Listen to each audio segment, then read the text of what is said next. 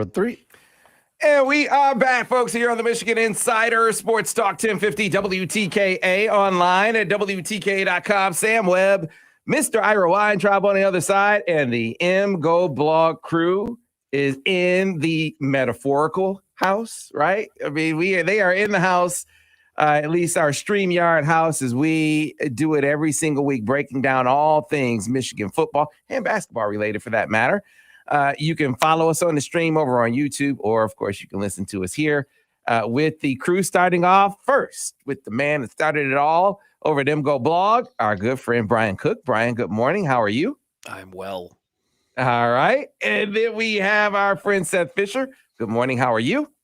I'm fine. I almost have my hearing back from the Rutgers fans who got super, super loud on for about 5 minutes. And then the man who had a woman desperately pursuing him, a woman who donned the green and white, made an offer that I think Craig refused. Right, Ross joins us as well. Craig, how you doing this morning? I had no choice but to refuse. I was standing in the parking lot, surrounded by cars. But I have to say here, if you'll indulge me for 30 seconds, for a while, every now and then when I was out in public, someone would come up to me because I'm a loudmouth, and they would say to me, "Hey, you're that Trotsky guy." And I'd say, yeah. And then for a while it was, "Hey, you're that Neanderthal guy." And at the basketball game, and I swear this is true, what was it, Monday night, and Ted Spencer and my brother Roger are witnesses. The guy in front of me turned around and said, "Hey, you're that butthole guy." So I've evolved. I've gone from the Trotsky guy to the butthole guy, which I think is a true de-revolution or de-evolution. You're moving up in the world, Craig. I'm moving up in the world. There it goes. So I don't think these I don't things get are some mutually benefit exclusive. out of the show. You can be a Neanderthal Trotsky. They are not mutually exclusive. Not at all. Not at all. Not at all. Not at all. All right. So, fellas, the Wolverines, 52-17 over the Scarlet Knights. It was actually a game for a half, a game that the Scarlet Knights led going into the break. And then, of course, as we've seen Michigan do for most of the season, and certainly over the last four games, blitzkrieg, where they held the Scarlet Knights scoreless. I think it's 3 points in the second half in the last 4 games combined. This defense has surrendered. And, of course, the offense got on track, blew them out. Brian, your big takeaways from the Rutgers contest? Well, it's just when you have these games where one team is able to run the ball and the other team is absolutely not able to run the ball, it's just a matter of time before a dam breaks. And we've seen this the whole year, right? Because Michigan's been in competitive games at halftime, virtually all their Big Ten games. But if you look at the underlying numbers, you're just like, okay, when is the dam going to break? Against Penn State, against Iowa. I guess Iowa was a little bit different, but against Maryland, like there's just too hard to hold up against that kind of pounding constantly, because running the ball is the low variance option, and if you can do that and the other team can't, then eventually they're just going to get got. And so that's pretty much what happened to Rutgers. Now, I think they put up more of a fight in terms of defensive approach than a lot of teams did. I mean, Michigan State laid back, Iowa laid back. Rutgers got after it, and they had a number of pretty fun blitzes and interesting ways to attack Michigan. I particularly enjoyed one pass rush where the guy sold like he was going to stunt, and then Zach Zinter went to go help on a guy who he thought was going to be coming through his gap, and then the guy just zipped through the gap. They're using Michigan's offensive line coaching against them. So it's like this team is too well coached, so we're going to fake a stunt and they're going to pick it up, except it's not actually a stunt. And I'm like, Schiano, you've done it again. So he's a really good defensive coach, and Michigan had to pull out some stops to move the ball, and they pretty much did so. So I was fairly pleased with the outcome. You need a little bit better accuracy from McCarthy. You need a little bit more help from the wide receivers when they are put in positions where they have to make a tough catch. But I hope that's coming. Mm-hmm. Yeah. Seth. Yeah, I mean, I was looking at the defensive side, and it was, talk about cascades, because like this one was weird. 3 plays, they went from being down to the game being over. It only took that, it was the couple interceptions. One of them a pick 6, and I forget what the next play was. But it was over even before Will Johnson's interception, but that was kind of what was going on this whole game. If you look at every single play by play, Michigan's I track expected points added, so it's just like the value of each play, and every single play Rutgers was running was negative. It was just going to be 3 and outs, and they used 3rd and 8 as their like let's go take a shot play, and so sometimes I think 3 times they got a shot. They did it, but many other times they didn't do it, and once the luck of hitting 2 shots in a row and also getting the punt block kind of ran out on them. That was it. They just did not have the offense. Their freshman was the quarterback was terrible. Brian's right. Like, it's going to be hard to see even down the road how Gavin Wimsatt turns into a Big Ten caliber quarterback, because he doesn't have the accuracy. He's not particularly big. He's not like super fast. It's probably he's got more arm talent than anyone who's been there, but Rutgers just they don't have the talent on offense at all. And I want to like celebrate some things. Like Michael Barrett had a great day. That's a guy that we've been needing a breakout from that level, and he really did have a great day. It wasn't just the interceptions. There were a lot of other moments there where he actually performed. And the other guy was having a great day was Taylor Upshaw, and I want to believe in that too. But Upshaw got some good pass rushes from tackle and beat that right tackle who was pretty terrible. So I don't think it really changes anything, but not changing anything is fine. Michigan has been this dominant all season. Greg Ross. Yeah. A couple things. One is I was impressed with what Schiano did in this game also.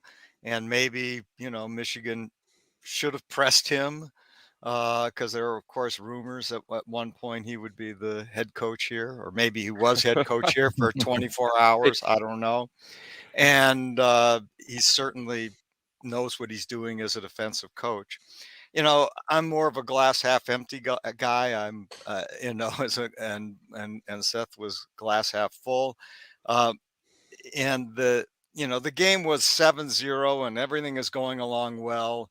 And we have like these 4 plays in a row that are distressing. We had Andrell wide open on a long pass. I don't know if he should have caught it or not. Probably Devin thinks he should have caught it.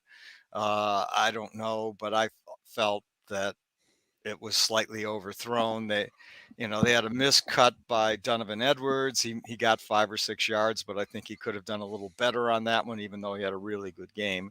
Then I think Olu misses a block, or maybe it was a poor read by McCarthy, and then we have a block punt. So next thing at some point here, it's 150 yards to 3, and we're only up 14-7. And then it gets a bit worse. So it was a very strange game, but I think Brian's commentary that getting pounded in the run game takes tolls on a team is something that's perhaps hard to appreciate at the time it's going on. Well, I don't think that's not the argument I'm making. Okay. The argument I'm making is if you're at halftime and you're outgaining the other opponent by 150 yards, that's going to keep happening, especially if you're doing it by, running for 7 yards a carry. Yeah. Now, as we've seen, sometimes you hit some deep shots on offense, and then you can't keep doing that, and so then your offense goes away and dies in a hole. Yeah. But when you've got the ground game Michigan has, and you have that kind of huge advantage at halftime, there's not really anything that's going to stop that, right? Yeah. Because like Michigan just isn't running off like a 50-yard run and then going back to 2 yards a carry. Like they do 5, they do 6, they do 12. It's their ability to stay ahead of the chains, and even like in 2nd and 10, like, all right, we'll give the ball to Edwards and we'll convert. It's like, okay, That's something they can Yeah. do this year, which is really interesting. So I think the argument is more like the consistency with which yardage in the first half advantages turns into points in the second half is because the ground game is so much less variable than throwing. Yeah. One of the things I wonder, you want your guys' take on or takes after the game. I said and tweeted this that I felt like even though the numbers weren't sexy at all, that this was a game where they showed progress in the passing game. They were very intentional about receiver involvement. You saw them take some early down shots down the field. I agree with Brian in that, look, while it was a little tougher road to hoe running the football early on, four downs twice in the red zone to punch it in, you knew Rutgers was going to be more physical. They were run blitzing up the wazoo, but Michigan could have run the ball, as predominantly as they did against Michigan State and still won this game. And yet you saw them be very intentional about, we are going to throw the football. We are going to target our receivers. We're going to target them downfield. We're going to target them in the red zone. And while the numbers weren't great, they weren't pretty, I think you got to rep that in games if you're going to pull it out when you need it. And so I thought it was progress along those lines. Well, and you get a lot of passes that are coulda, shoulda, right? Like there's that shot towards the end of the half where Bell has it, gets pushed out of bounds. There's the seam route to Schoonmaker. There's 2 or 3 more balls where, they're not easy catches, but you do want your wide receivers to help out your quarterback a bit. And other than, a couple instances, it was really kind of a situation where I was like, can someone make a play for this guy? Because Rutgers was in contact on a lot of these plays. They have a good secondary. Their defense has been pretty competent the whole year, minus Ohio State. And the kind of things we saw in this game, I don't think are representative of the talent level of the wide receivers. We've seen Ronnie Bell for years and years. We know he can make contested catches. And Cornelius Johnson, we have a little bit less evidence on, but he was the leading receiver last year, and he looked really good. And he looked really good in games like Ohio State. So I kind of feel like they just haven't had the reps this year. They haven't had the at-bats. And when push comes to shove, I expect them to perform better than they did in this game. Brian, maybe you can tell me this. I watched this game a couple times in slow motion, and I watched particularly Jeffrey Percy at left tackle, because I thought, well, okay, he may be playing next year, and I thought in pass pro he was pretty clean, and I didn't see a lot, and I thought in the run game he was okay. Now I'm interested in your take on that. Well, so I think I only had 1 minus for Percy in pass pro, and that's when he didn't recognize the stunt fast enough, and Keegan got kind of hung up on a guy because he couldn't let him go. And then in the ground game, it was sort of like early Ryan Hayes, where he's not being focused on a whole lot. Like they're not running a whole lot of stuff that it's like, okay, we need to pull him, or we need to have him block down and make a tough block. But the things that he was asked to do, he was pretty good at. Barnhart actually had some trouble with Aaron Lewis, which was a really fascinating player to. If you recall, when Aaron Lewis was here, I said that's the guy I like.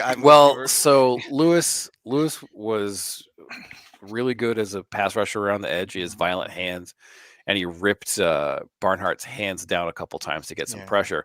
But when Michigan went against him in the ground game, they were putting him 3 or 4 yards downfield pretty consistently. Okay. So it was very much a tale of two cities for him. And I think he's going to be good in a few years, like just put on the weight and be able to hold up in the ground game, and he'll be pretty decent. But so it was charting, and I just kept bringing up Lewis because he kept doing things good and bad. But that was always, you're interested in former Michigan players and what they seem to look like. And that was pretty good scout by Michigan. Or Don Brown anchor, right? He's got the frame. He's not big enough yet. Yeah, but the list goes on and then continues into Rutgers now. But yeah, Yeah. we should talk about Donovan Edwards a little bit more in this game. Yeah, Because yeah. He as a obviously his run, I think it was a counter that he almost took to the house. And then as a pass catcher, I mean to really maximize what he can be. Ira gave the stat that the only player in NCAA history to have 1,000 yards rushing and 1,000 yards receiving is Bryant Westbrook. He's an FCS guy. Donovan Edwards down the line looks like he could be that guy. He could be the FBS version of a guy who has 1,000 yards rushing and 1,000 yards receiving. We saw him flash in both aspects in this game. yeah, and so last week in the UFR, I complained about his ability to maximize the blocking he gets. And there were 2 duo plays that Michigan ran, and Corum ran one of them, and Edwards ran one of them. And Edwards didn't sell that he didn't press a gap and then regap. And he did that on the long run here. He threatened outside. It's just a step. It's just a little bit of a pause, but it got the Rutgers guys to commit. And you see a linebacker commit outside that makes a kick out block really easy. And then one of their safeties is just like on his horse and out of the gap. And that's what turns a decent, nice 7-8 yard run into a chunk play. And there's a pin and pull earlier in the game where they're hammering after it, and he stops and goes behind, I think it was Keegan, because the linebacker is, 3-4 yards in the backfield, and he turns that from a potential TFL into a first down. And he has surprising power for a guy with his stature. Like, he ran a couple guys over in this game. We've seen him deck a couple of safeties. And so if he has that ability to maximize his blocking in anything approximating the way Blake Corum does, and I'm talking about like get 75% of the way there, then you're really cooking next year. Because I mean, we saw what happened when you lined him up against a safety, right? That touchdown, he gets man coverage, guy's 5 yards off, and it's like, that's not happening. Yeah. And that guy's not a linebacker, right? He's a safety.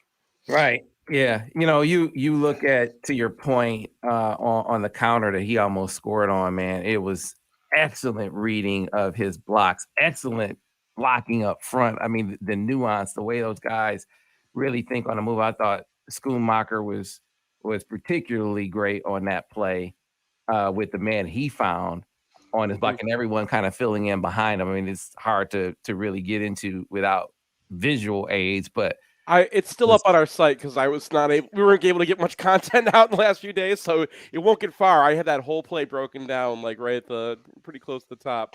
yeah, Schoonmaker in particular, because I asked Al, I said, hey man, these guys all day long, when you look at their ability to think on the move and make key blocks where they aren't necessarily blocking the man that you expect them to block on a play, was outstanding. And then Donovan, his receiving skills, guys, I mean, it's just next level. I remember talking to Alan True during his recruitment. He said, he could be a 5-star receiver. And watching him along those lines in that season, them split him out a lot. And it's like, man, this is actually legit. And that was one of the keys to Michigan sort of flipping that around, because he was leaning in Ohio State. And Ohio State was trying to press him and push him and get him to speed him up. He wouldn't fall for it. He was looking at other schools. But Michigan, they were very intent with him, saying, hey, we are going to use you as a receiver. And we're seeing that show up now here in this season. And I think he's going to be more and more of a threat here down the stretch. Yeah, I agree with this. The Blake Corum may be evolving to the best running back I've ever seen at Michigan, and that goes back a long way. I think he's channeling Fred Jackson. He's Mike Hart but fast, and so he's been spectacular. And I don't think Donovan Edwards is ever going to get there to that point, but he's close. He's not that far behind. But the thing Donovan Edwards can do is catch the ball and run routes and get open. And this will make him a very high, in my opinion, for a running back, especially NFL draft pick. He's a lock in the NFL because he's what the NFL wants. He's like Alvin Kamara.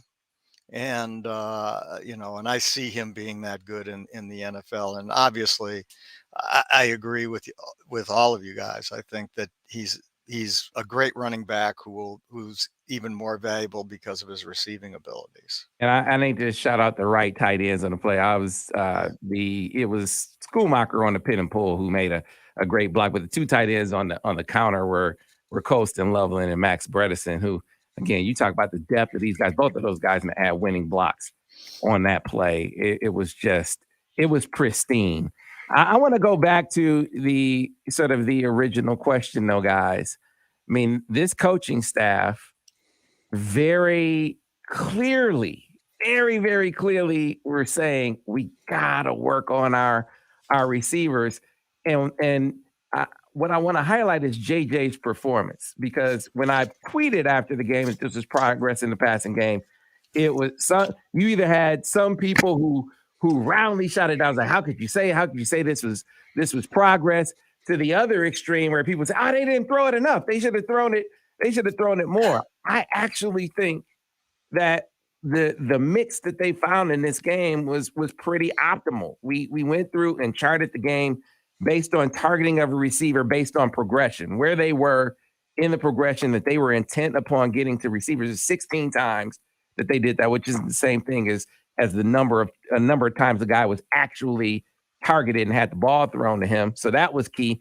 And then, taking shots on first down, that was very, very important. But if you add the number of drops to also the throwaway that JJ had in the red zone, I thought it was actually a much better game for JJ than I think a lot of fans are giving him credit for. I think you have some fans thinking he played poorly in that game, and I don't think it was anything close to that. I actually think he played well under the circumstances when you consider how many drops he had. Yeah, I mean, there is an argument that on a couple of those that were tough catches that he had guys who were more open, like Schoonmaker. It's a great throw. It's NFL level throw, but also Colston Loveland has no one within 5 yards of him. So it's like, great throw. Should have made a easier throw to a different guy. And you would have had that was his second read, though. If you think your first read is open. Yeah, but his first read wasn't open. Yeah. That's great. That's first read had three guys around him. So it was like, But he put it in there, and without a great play from the Rutgers defensive back, that's a touchdown. So 6 to 1, half dozen the other, I guess. But yeah, I felt like his performance. You looked at his stats at the end of the game, and you're like, that didn't feel like a game where you completed under half your passes, right? At least from a quarterback standpoint. I was during the game, I was very frustrated about someone make a play for this guy, and then part of that is thrown into coverage in situations where it's difficult, but he got sped up a little bit by the pass rush. So this is not going to be quite as clean a game for the offensive line in terms of my pass protection grading, because they had some issues with the blitzes and Barnhart had some issues with Lewis. So given that context and the fact that Rutgers defensive backs were in pretty good contact with Michigan, I think, his grading is going to come out a lot better than his stats. Yeah, you look at his decision on the missed post to Andrew Anthony. I mean, he works that safety. I mean, the safety on the boundary side works him so well that you free Andrew up on the seam. I mean, I thought that was high level quarterbacking. So you end up having Andrew Anthony on a linebacker. They were in Tampa too, and he got him wide open down the seam. Should have been a catch. You have him. I mean, I don't know about that. Yeah, me neither. It hit him in the hands. It hit him like on the fingertips, and like he's laying out for it. Like you rerun that play 100 times, it's not getting caught 50. Like, yeah, no way. I mean, Harlan Hill maybe. But, even guys in the NFL aren't making that catch as a matter of routine. He had 10 yards on the next guy. All you, Yeah. I mean, I guess have him that you could say he should have hung it up more. I thought that was a catchable ball. But anyway, the other time with Donovan, they're cover 2 to that side, and you don't think that Donovan's going to be gonna be open on a hole shot on that play based on the pre-snap look. And he got that. I don't know who busted, whether it was your corner on that play, Corner sucked up on Schoonmaker, or your safety. What I couldn't figure out is if he was a trap. If he was a trap corner, Devin seemed to think he was a trap corner on that. If he was a trap corner on that, then your safety busted. Someone busted on the play anyway. JJ was able to spot it and found Donovan on a hole shot. You get your receiver tackled on an RPO. You throw that away. I mean, you just had this dude kind of really seeing and feeling the game at a level that you wanted him to see it and feel it in a game where he was getting hit a lot. That was the other thing. He was getting blasted in this contest, and yet you still saw him processing the plays in the way that you want to see him process them. Again, wasn't perfect, far from perfect from him, and you guys are pointing out some of the imperfections maybe, but I thought it was progress. Yeah, I mean, I think that they've got some things to work through, and it's coming though. It's something where you can see the talent that JJ has. It's not something that you got to squint. Like you got to squint with Gavin Wimsatt where you're like, is that really? No, it's coming. Yeah. Yep. All right. And so we need to get to a break. I'm curious what you guys thought of some of the other Big Ten action, most notably that Ohio State Northwestern game. It continues to hammer on a theme that I see with them and how these two teams, how Michigan, Ohio State, the contrast and the styles make fights sort of matchup that I think we're going to see again when those two teams square off with one another. Also curious what you guys think of Illinois in the aftermath of dropping that one to Michigan State. A lot still to cover here on the Michigan Insider. And of course, a look at Nebraska too. A lot still to get to here on the Michigan Insider MGoBlog Roundtable on Sports Talk 1050 WTKA, The Ticket. Just when you start to think that maybe Illinois is the class of the West, and they still might be the class of the West, you realize how fraudulent and what a dubious distinction that is to be the class of the West, right? They suck on that side. Even more than I thought. Might the Big Ten be wise to get rid of the conferences, scrap the conferences completely? I mean, the Pac has. The problem with that is if you're going to have the two best teams in the league in the conference championship game, then the game sort of doesn't matter. Maybe if USC comes in and really starts ripping it up, but yeah. What did you guys think of and this one from Joey Fauble? He said, I like to play from Will Johnson. I want to see him cover Marvin Harrison Jr. I like the physical match. I like the physicality he brings to the table for sure. I want to see him cover him too. But I guess I mean it in a slightly different context. I don't know. Marvin Harrison Jr. is the deal. Yeah. And if Will Johnson can cover him, I want to see it. I mean, that'd be great, I mean, I don't think it's going to be a whole lot of man-to-man. I think it's going to be a lot of zone and a lot of blitzing. Because you got to confuse Stroud, and I mean, his weakness is you pressure him and he kind of drops off a cliff, and that's still happening. Yeah.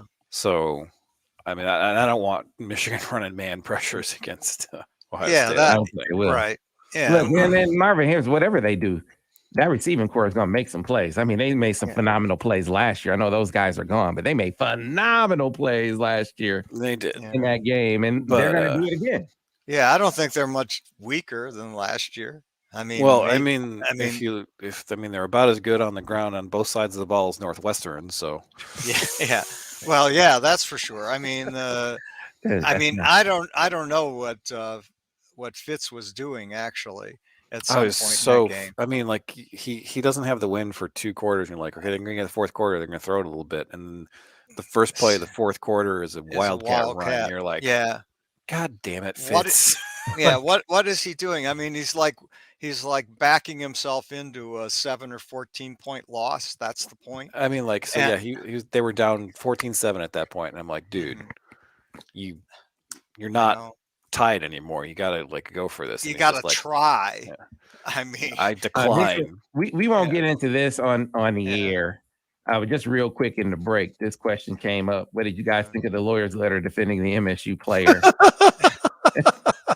I couldn't believe it wasn't a parody. It was like, is this I It's Always thought it Sunny in was. Philadelphia? What is going on? I thought it was a parody. It's I not. didn't. That's real. No, It's real. that's Yeah. I mean, That's that was Michigan like State written Law by a School. 3-year-old with a Crayola, Well, and just to begin with. It And looked like that it was guy- a parody until I think it was Pat Forty then put out, said this was sent to Sports Illustrated and other media outlets. I thought it was just Solari getting played, but apparently not. Just some Wow. doofus of a lawyer. Yeah. You want my, talking about Izzo's other bad guys. I've got a taxonomy of bad guys.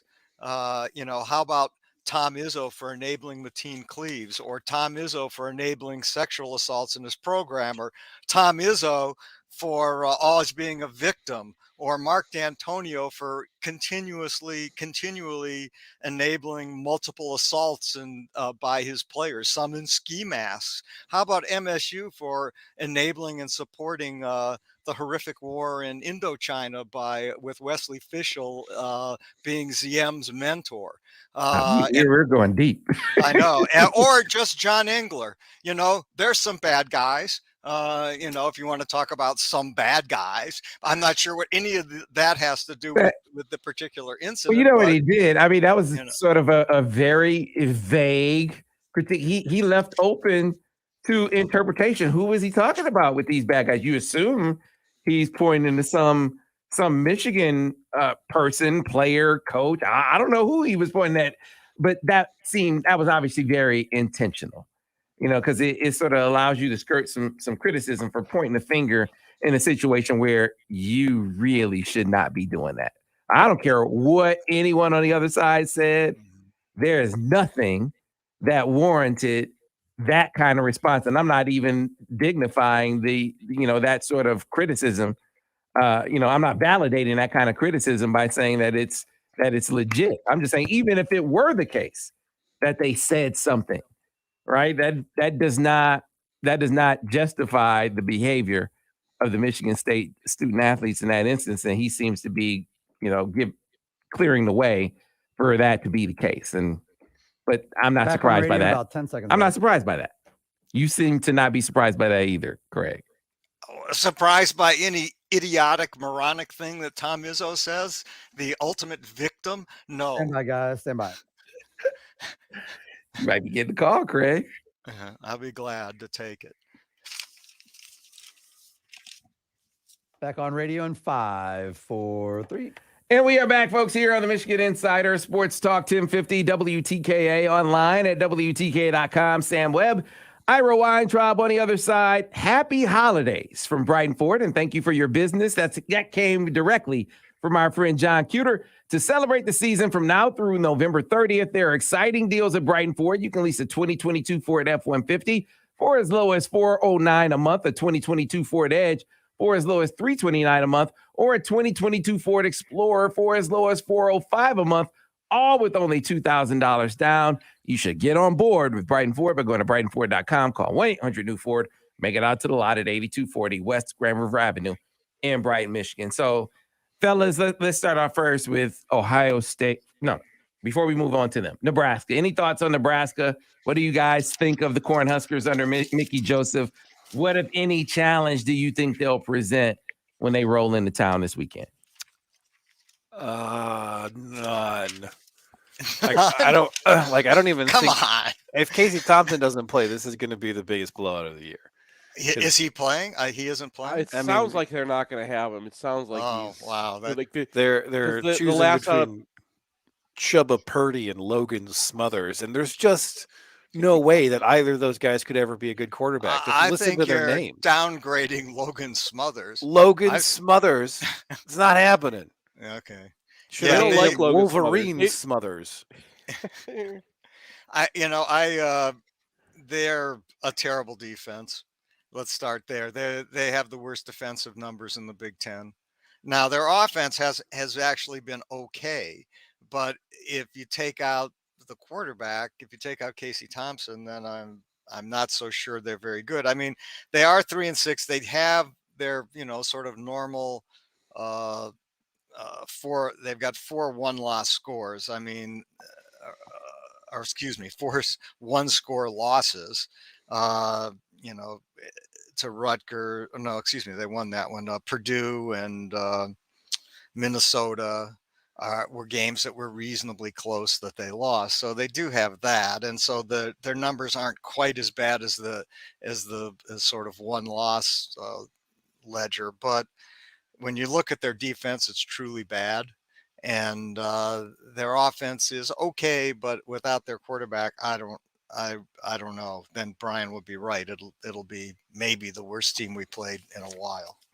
They can't tackle, and the only guy in that entire team that could tackle is Miles Farmer, and he just got a DUI, so he's going to be out. Oh, I didn't. So even worse. They got 2 linebackers. I think both of them are playing injured, and like whenever they have to take one of them off the field because the guy's about to fall apart, they put out some guy who like looks like he's never played the game of football before. And like Nebraska under Scott Frost, when they were like losing games to Ohio State and Michigan by 1 point, there was always like a little bit of weirdness going on, but it was also just, they would have a game plan. They would have something cool prepared. Mark Whipple hasn't really had that cool of an offense this year. I mean, maybe that's because they have a transfer quarterback instead of a guy who's been there for 40 years. But like they don't feel nearly as dangerous as the Nebraska that was like, one lucky play away from pulling one of these things off. They are a terrible team. When they won games by 1 point this year, it was to teams that were like barely out of the FCS. This is not a good team. Yeah. All right. So moving on to around the Big Ten horn, so to speak, Northwestern Ohio State. A lot of people talking about C.J. Stroud having more rush yards than pass yards. That's not what sticks out to me. Yeah. In that game, the weather conditions sort of mandated that you approach the game that way. It's gonna be a game where you run the football better than you throw it. But here's the problem. They had to run the football on Northwestern. And for a good portion of that game, they didn't do it well, guys. And when it came to stopping Northwestern from running the football, they didn't do that as well as at least I expected them to do.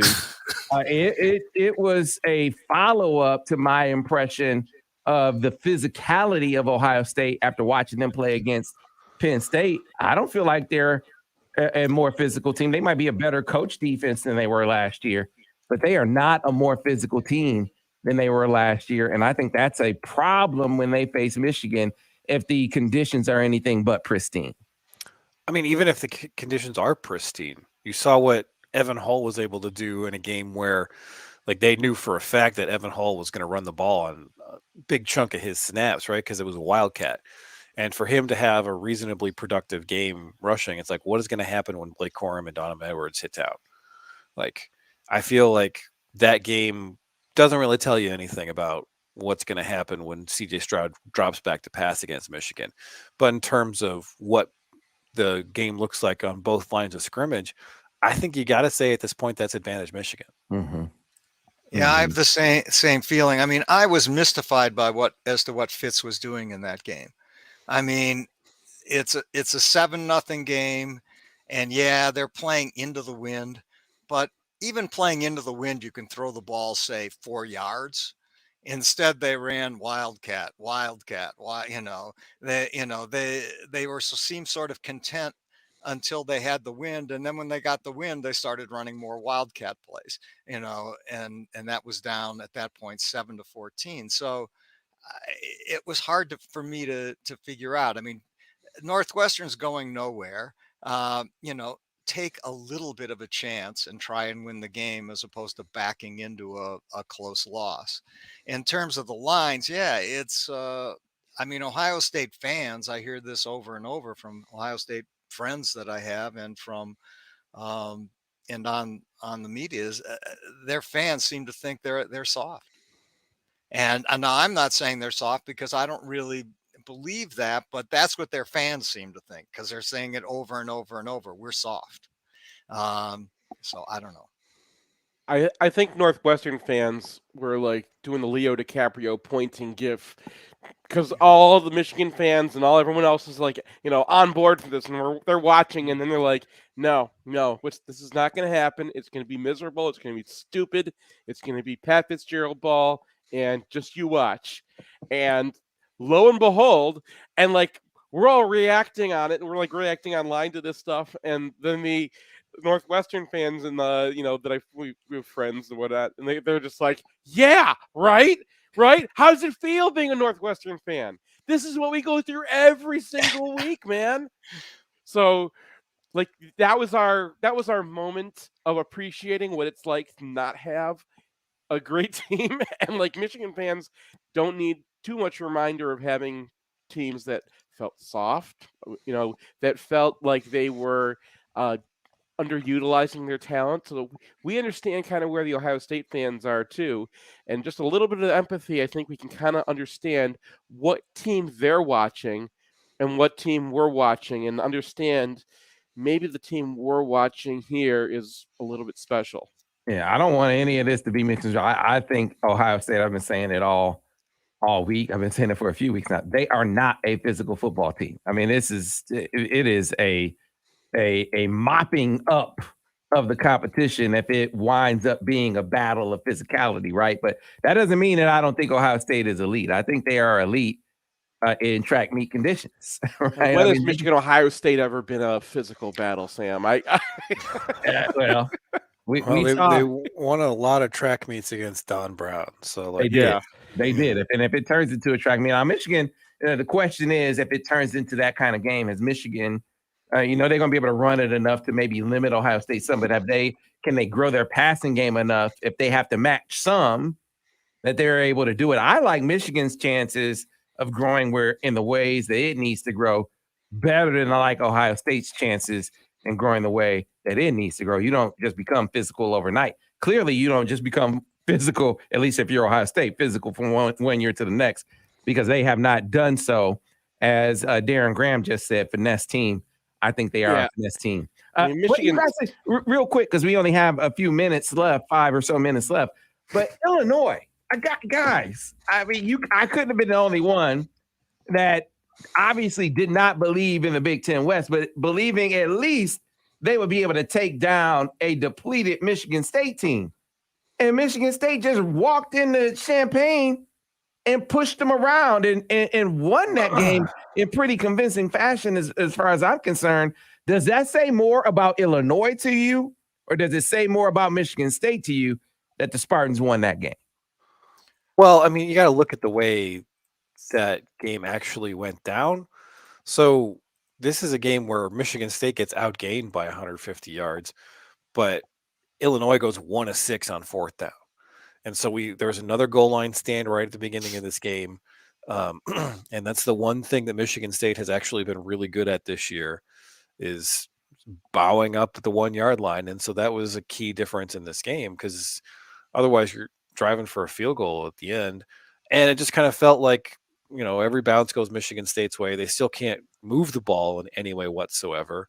They have under 300 yards of offense, and they just managed to thunk out a couple of touchdowns, and Illinois is on the wrong side of Lady Luck, really.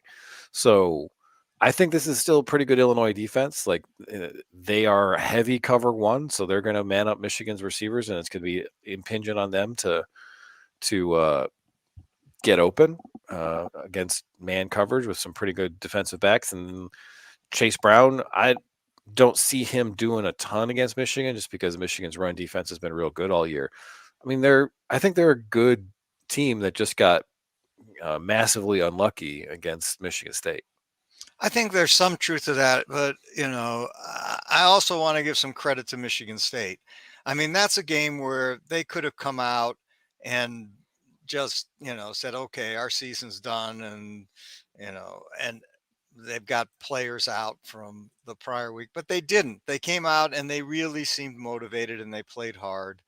And they were lucky as hell in that game, but they also, I have to give them credit. I mean, I felt like they came out and they really competed, and no one can say Michigan State is soft ever. And and they weren't in that game either. And so I give them credit.